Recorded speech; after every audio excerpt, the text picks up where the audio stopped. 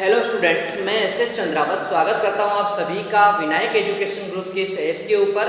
प्यारे विद्यार्थी, आपके सामने फिर से लेकर हाजिर हो चुका हूं 12th क्लास केमिस्ट्री। और 12th क्लास केमिस्ट्री के अंदर अपन चर्चा कर रहे हैं लेसन 16 त्रिविम रसायन या स्टीरियो केमिस्ट्री से संबंधित। प्यारे विद्यार्थियों, त्रिविम रसायन के अंदर पिछले सेशन में अपन ने पढ़ा है सापेक्ष एवं निरपेक्ष विन्यास से संबंधित। मैंने आपको बताया था कि एक वैज्ञानिक हुए हैं रोजनाफ, और इन्होंने क्या किया, इन्होंने किसी भी त्रिविम कार्बनिक यौगिक यानी कि जो किसी भी कार्बनिक यौगिक की जो त्रिविम ज्यामिति होती है उसको किस प्रकार से प्रदर्शित किया जाए, इसके लिए इन्होंने एक यौगिक को मानक माना और वो था ग्लिसरैल्डिहाइड। इन्होंने ये बताया कि ग्लिसरैल्डिहाइड के जो नीचे वाले कार्बन होते हैं, सबसे नीचे वाला जो किरेल कार्बन होता है, उस किरेल कार्बन पर नीचे की तरफ उपस्थित समूहों के आधार पर अपन बता सकते हैं कि कौन सा वाला समूह किस प्रकार की त्रिविम व्यवस्था प्रदर्शित करेगा। तो इन्होंने बताया कि यदि OH समूह किरेल कार्बन पर जुड़ा हुआ OH समूह दाईं ओर हो तो उसे D यौगिक कहा जाएगा, और यदि OH समूह बाईं ओर हो तो उसे L यौगिक कहा जाएगा। और इस प्रकार से अपन ने क्या किया, अपन ने ग्लिसरैल्डिहाइड के सापेक्ष किसी भी अन्य यौगिक, जैसे अपन शर्करा की ही बात कर लेते हैं, तो डी ग्लिसरैल्डिहाइड या L ग्लिसरैल्डिहाइड के सापेक्ष अपन किसी भी अन्य यौगिक के विन्यास को, उसकी त्रिविम संरचना को बता सकते हैं। तो इस प्रकार से अपन ने यहाँ पर बात की थी कि जब किसी प्रकाशिक समअवयवी का विन्यास किसी ज्ञात विन्यास वाले यौगिक के आधार पर, जब किसी प्रकाशिक समअवयवी का विन्यास किसी ज्ञात विन्यास वाले यौगिक के आधार पर दिया जाए तो उस विन्यास को अपन सापेक्ष विन्यास कहते हैं। यानी कि ग्लिसरैल्डिहाइड के सापेक्ष अपन क्या कर रहे हैं, अन्य किसी यौगिक, जैसे अपन शर्करा की ही बात कर लेते हैं, तो ग्लिसरैल्डिहाइड के सापेक्ष अपन अन्य किसी यौगिक या शर्करा का विन्यास दे रहे हैं, तो इस प्रकार का जो विन्यास है ना, इसको अपन सापेक्ष विन्यास कहेंगे। क्या कहेंगे मेरे विद्यार्थियों? सापेक्ष विन्यास अपन कहते हैं। अब एक बात ये बताओ कि सर ये तो बात समझ में आ गई है कि किसी ज्ञात यौगिक के आधार पर किसी अज्ञात यौगिक का विन्यास अपन निर्धारित कर रहे हैं कि वो D विन्यास वाला है या L विन्यास वाला है। ये चीज तो समझ में आ गई, पर इसका मतलब क्या होता है, काम क्या पर आएगा ये? तो देखो मैं आपको बता देता हूँ इस चीज का, इस लाइन का मतलब ये होता है कि वे सभी यौगिक जिन्हें हम डी ग्लिसरैल्डिहाइड से प्राप्त कर सकते हैं, यानी सिंपल सी बात ये हुई कि जिन यौगिकों को डी ग्लिसरैल्डिहाइड से बनाया जाएगा, जिन यौगिकों को डी ग्लिसरैल्डिहाइड से बनाया जाएगा, या फिर जिनको डी ग्लिसरैल्डिहाइड में परिवर्तित कर सकते हैं, यानी जिनसे अपन क्या बना सकते हैं, डी ग्लिसरैल्डिहाइड बना सकते हैं। ठीक है, इस बात को ध्यान से सुनना। क्या बताया मैंने आप लोगों को कि वे सभी यौगिक जिनको अपन डी ग्लिसरैल्डिहाइड से प्राप्त कर सकते हैं और वे सभी यौगिक जिनसे डी ग्लिसरैल्डिहाइड प्राप्त किया जा सकता है, इन दोनों का विन्यास क्या रहेगा, समान रहेगा, यानी सबका विन्यास क्या रहेगा, डी रहेगा। उसी प्रकार से बात करें अपन L ग्लिसरैल्डिहाइड के बारे में, तो जिन यौगिकों से L ग्लिसरैल्डिहाइड प्राप्त किया जा सकता है और जो यौगिक L ग्लिसरैल्डिहाइड से प्राप्त किए जाएंगे, उन सभी का विन्यास क्या होगा, L होगा। ये कौन बोलता है, सापेक्ष विन्यास बोलता है। तो इस बात का आप लोग ध्यान रखेंगे। तो आशा करता हूँ आपको ये बात यहाँ पर बिल्कुल समझ में आ गई होगी। एक बार मैं फिर रिपीट कर देता हूँ कि जब किसी प्रकाशिक समअवयवी का विन्यास किसी ज्ञात विन्यास वाले यौगिक के आधार पर दिया जाए तो उस विन्यास को सापेक्ष विन्यास अपन कहते हैं। अर्थात वे सभी यौगिक जिन्हें हम डी ग्लिसरैल्डिहाइड से प्राप्त कर सकते हैं या जिनको डी ग्लिसरैल्डिहाइड में परिवर्तित कर सकते हैं, वे डी विन्यास वाले यौगिक कहलाते हैं। और इसके विपरीत जिन्हें L ग्लिसरैल्डिहाइड से प्राप्त कर सकते हैं या जिनको L ग्लिसरैल्डिहाइड में रूपांतरित कर सकते हैं, उन सभी का विन्यास क्या होगा, L होगा, यानी वो L विन्यास वाले यौगिक कहलाएंगे। अब इसका उदाहरण अपन यहाँ पर देखना चाहें तो मैंने आपको एक उदाहरण यहाँ पर दिया है। जैसे ये अपने पास डी ग्लिसरैल्डिहाइड है। क्या है ये, डी ग्लिसरैल्डिहाइड। यदि इस डी ग्लिसरैल्डिहाइड का ऑक्सीकरण मर्क्यूरिक ऑक्साइड की उपस्थिति में करा दें, मर्क्यूरी ऑक्साइड की उपस्थिति में आपने क्या करा दिया, इस मर्क्यूरिक ऑक्साइड की उपस्थिति में आपने इस डी ग्लिसरैल्डिहाइड का ऑक्सीकरण करा दिया, तो यहाँ पर क्या बनता है, ग्लिसरिक अम्ल बनेगा। अब देखो डी ग्लिसरैल्डिहाइड से आपने इसको बनाया है, इसीलिए इसका विन्यास भी क्या होगा, डी होगा। आगे भी देख लेते हैं कि इन यौगिकों को एक डिसग्लिसरिक अम्ल की क्रिया जब अपन PbR2 से कराते हैं, फास्फोरस डाइब्रोमाइड से कराते हैं, तो आपको यहाँ पर इस OH की जगह पर क्या जुड़ जाएगा, Br समूह जुड़ जाएगा और इसका विन्यास भी क्या रहेगा, D रहेगा, क्योंकि आपको पता है इसमें भी केरल कार्बन पर जुड़ा हुआ कार्बन OH समूह का है, दाईं ओर है।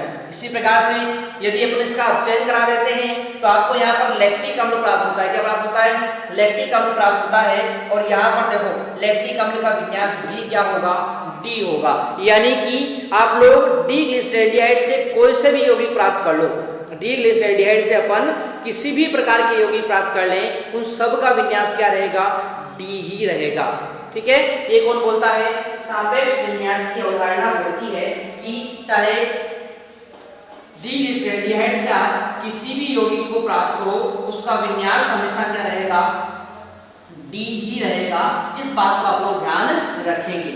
और उसके बाद मैंने आपको एक और चीज बताई थी कि जिन यौगिकों से डी ग्लिसरैल्डिहाइड प्राप्त होता है उनका विन्यास भी क्या रहेगा, D रहेगा। तो इस चीज को भी अपन देख लेते हैं उदाहरण के रूप में कि भाई जिन यौगिकों से डी ग्लिसरैल्डिहाइड बनाया जाएगा उनका विन्यास भी क्या रहेगा, सदैव उनका विन्यास भी आपका D ही रहेगा। ठीक है, इस चीज के बारे में आप लोग यहाँ पर ध्यान रखेंगे। ठीक है, चलो तो एक उदाहरण और देख लेते हैं अपने सापेक्ष विन्यास का। जैसे कि डी ग्लिसरैल्डिहाइड का जो निर्माण किया जाता है प्यारे विद्यार्थियों, वो कैसे किया जाता है, तो देखो डी ग्लिसरैल्डिहाइड का निर्माण किया जाता है इस प्रकार के एक अम्ल के द्वारा, CH2NH2, इस प्रकार से इस अम्ल के द्वारा, इसका नाम है डी आइसोसिरीन। ये एमिनो अम्ल है वैसे, आइसोसिरीन, इसके द्वारा इसका निर्माण किया जाता है।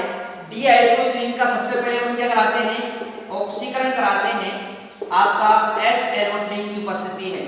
ठीक है, नाइट्रिक अम्ल की उपस्थिति में ऑक्सीकरण अपन इसका कराते हैं, तो यहाँ पर NH2 समूह का ऑक्सीकरण हो जाएगा और परिणाम स्वरूप यहाँ पर देखो OH, H, CH2 और OH, यानी यहाँ पर आपको इस प्रकार से डी ग्लिसरिक अम्ल प्राप्त हो जाता है। देखो ये संरचना ऐसी दिख रही है, ऐसी वाली। ठीक है, तो ये क्या हो जाएगा, डी ग्लिसरिक अम्ल आपको प्राप्त हो जाएगा। तो डी आइसोसिरीन को जब अपन ऑक्सीकरण कराते हैं तो डी ग्लिसरिक अम्ल आपको प्राप्त हो जाता है। अब इसका क्या करा देंगे अपन, अपचयन करा देंगे। इसका क्या करा देंगे अपन, अपचयन करा देंगे, तो जल का अणु यहाँ से निकलेगा और इसके परिणाम स्वरूप आपका यहाँ पर CHO, COH, H और नीचे CH2OH, यानी कि डी ग्लिसरैल्डिहाइड आपको प्राप्त हो जाएगा। डी ग्लिसरैल्डिहाइड आपको प्राप्त हो जाएगा। तो यहाँ पर आपने क्या देखा कि जिन यौगिकों को अपन ने डी ग्लिसरैल्डिहाइड से प्राप्त किया, ग्लिसरिक अम्ल, लैक्टिक अम्ल, इनके विन्यास भी क्या होते हैं, D होते हैं। या फिर जिन यौगिकों से जैसे आइसोसिरीन है, ग्लिसरिक अम्ल है, इनसे अपन ने क्या प्राप्त किया, डी ग्लिसरैल्डिहाइड प्राप्त किया, तो इन सभी का विन्यास भी क्या होगा, D ही होगा। तो ये बोलता है कौन, आपका सापेक्ष विन्यास इस बात को बोलता है। और ऐसा ही कहां पर देखने को मिलेगा, ऐसा ही आपके एल विन्यास में भी देखने को मिलेगा। तो इस बात को आप लोग यहाँ पर ध्यान रखेंगे। इसी के साथ आपका ये सापेक्ष विन्यास वाला जो टॉपिक अपना यहाँ पर था वो तो कंप्लीट हो गया है। ठीक है, अच्छा एक बात मैंने आप लोगों को बताया था कि ये जो एल और डी है ना, इसका संबंध आप लोग प्रकाशिक समावयवियों के स्मॉल डी और स्मॉल एल से नहीं लगाओगे। ठीक है, ये बात आप लोगों को विशेष ध्यान रखनी है। मैंने आपको नोट लगाकर लिखाया था इस चीज को, एक बार मैं फिर आप लोगों को यहाँ पर नोट लगा देता हूँ कि बहुत ही इंपॉर्टेंट चीज है, एग्जाम में ना अपन से पूछी जाती है, साथ ही कंफ्यूजन अपन को ना हो, इसीलिए अपन को यहाँ पर जो है इस चीज को लिख लेते हैं कि भाई ये जो कैपिटल एल कैपिटल डी है, इसका संबंध आपके उन स्मॉल एल और स्मॉल डी से कुछ भी नहीं है, क्योंकि वो तो थे ध्रुवण घूर्णकता को प्रदर्शित करने के प्रतीक, और ये हैं केवल विन्यास में त्रिविम विन्यास को प्रदर्शित करने के प्रतीक ये हैं। ठीक है ना, तो इन दोनों का आपस में कोई संबंध नहीं होता है, ये चीज आप लोग ध्यान यहाँ पर रखेंगे। उसको मैं यहाँ पर नोट भी आप लोगों को करवा देता हूँ। ठीक है, चलो तो इस चीज को आप लोग यहाँ पर लिख लेंगे कि यहाँ स्मॉल डी या एल डी एवं एल स्मॉल डी एवं स्मॉल एल केवल प्रकाशिक गुणों को केवल प्रकाशिक गुणों को प्रदर्शित करते हैं,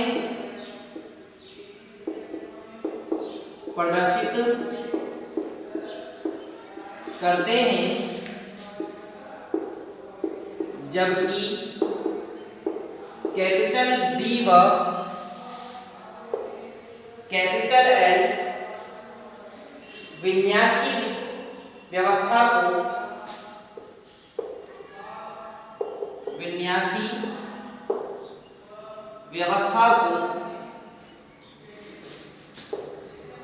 या बोल सकते हो त्रिविम विन्यास, बात एक ही है ना, इसको त्रिविम विन्यास भी आप लोग बोल सकते हैं, को प्रदर्शित करते हैं, विन्यासी व्यवस्था को प्रदर्शित करते हैं। ठीक है, तथा इन दोनों में परस्पर कोई संबंध नहीं है, ये बात आपको ध्यान रखेंगे। तथा इन दोनों में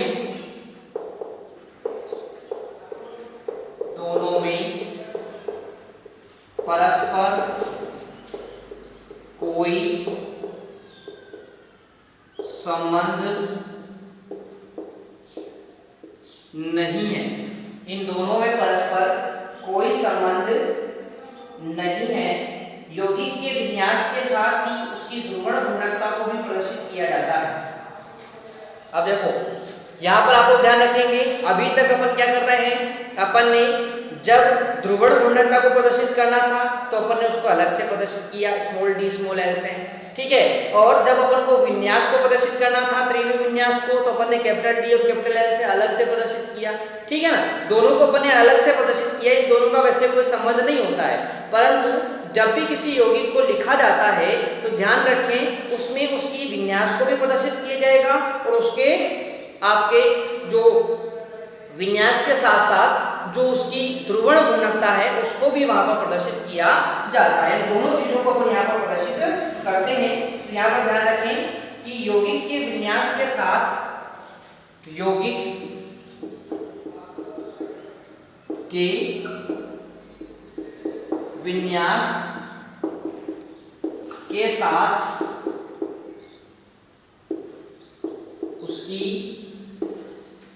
विन्यास के साथ उसकी ध्रुवण घूर्णकता को भी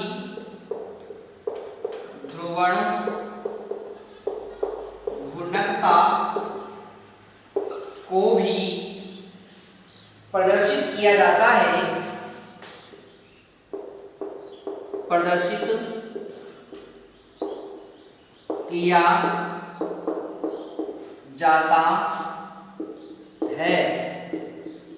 जैसे दक्षिण ध्रुवण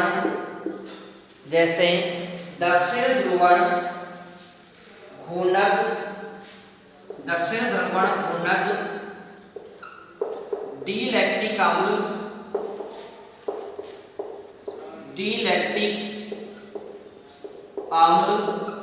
दक्षिण ध्रुवण घूर्णक डी-लैक्टिक अम्ल को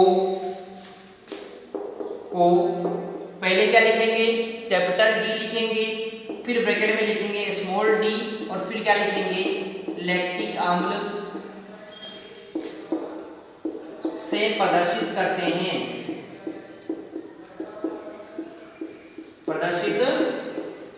अब देखो मैंने आपसे क्या बोला कि दक्षिण ध्रुवण घूर्णक डी-लैक्टिक अम्ल, ये मैंने आपसे बोला है, दक्षिण ध्रुवण घूर्णक डी-लैक्टिक अम्ल मैंने आपसे बोला है। अब दक्षिण ध्रुवण घूर्णक डी इलेक्ट्रिक का मतलब क्या हुआ कि देखो यहाँ पर जो कैपिटल डी है ये तो इसके विन्यास को बता रहा है और स्मॉल डी क्या बता रहा है, इसकी ध्रुवण घूर्णकता को बता रहा है। तो इस प्रकार से अपन किसी भी यौगिक को जो प्रदर्शित करते हैं तो उसमें उसका विन्यास भी लिखते हैं और ध्रुवण घूर्णकता भी अपन लिखते हैं। जरूरी नहीं है कि डी के साथ डी ही आए, डी के साथ एल भी आ सकता है, क्योंकि ध्रुवण घूर्णकता अलग चीज है और आपका विन्यास अलग चीज होती है।